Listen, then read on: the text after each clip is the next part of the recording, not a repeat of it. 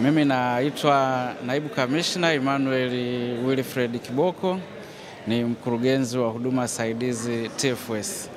Katika siku ya leo, katika tukio hili la kupokea tuzo hii ya ubunifu katika utumishi wa umma, nimemwakilisha Profesa Dos Santos Silayo ambaye ndio kamishna wa uhifadhi TFS. Kwa kweli tukio hili ni la kwanza kutokea katika nchi yetu, sababu ndio tunzo za kwanza ambazo zimewahi kutolewa katika kutambua huduma na shughuli zinazofanyika katika utumishi wa umma. Kwa hiyo sisi kama TFS tumefarijika sana kwa kupata tunzo hii, na kwa kweli tunajivunia kwa sababu tumekuwa sana na mafanikio makubwa katika eneo hili la uhifadhi wa misitu na bioanuwai, na ndio maana tumekuwa washindi katika hii kategori ya uhifadhi wa misitu na bioanuwai.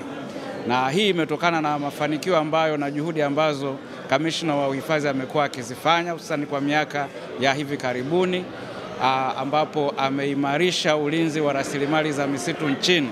Sasa hivi tumekuwa tukilinda misitu yetu na kuhifadhi kwa kutumia teknolojia za kisasa.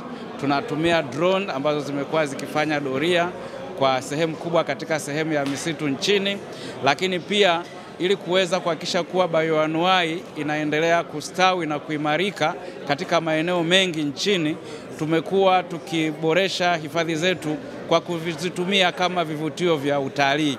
Kwa hiyo wananchi wamekuwa wakifanya utalii kwa kuangalia hizi bioanuwai ambazo zinapatikana katika maeneo ya misitu kama vinyonga na zingine kama vipepeo, panzi, ambao wamekuwa kwa kweli kwa kiwango kikubwa wamesaidia sana katika kuhifadhi na kupunguza uhalifu, kwa sababu watalii wanapopita katika hifadhi hizi, wahalifu wanakimbia katika hayo maeneo. Kwa hiyo uharibifu umepungua katika maeneo hayo kwa kiwango kikubwa. Lakini pia tumekuwa tukishirikisha wadau mbalimbali na jamii. Tumekuwa tukitoa ajira za muda na mikataba katika jamii zinazozunguka misitu. Kwa hiyo kwa kupata ajira hizi za kuweza kupruni miti, yani kuitengenezea ili iweze kupitika hususani kama barabara zile za misituni, jamii hizi za misitu zimekuwa zikiona misitu hii ni ya kwao. Kwa hiyo kwa kuwa nimekuwa zikiona misitu hii ni ya kwao, ule uhalifu na uharibifu umepungua, maana wameona ni sehemu wanayoweza kupatia kipato na ajira.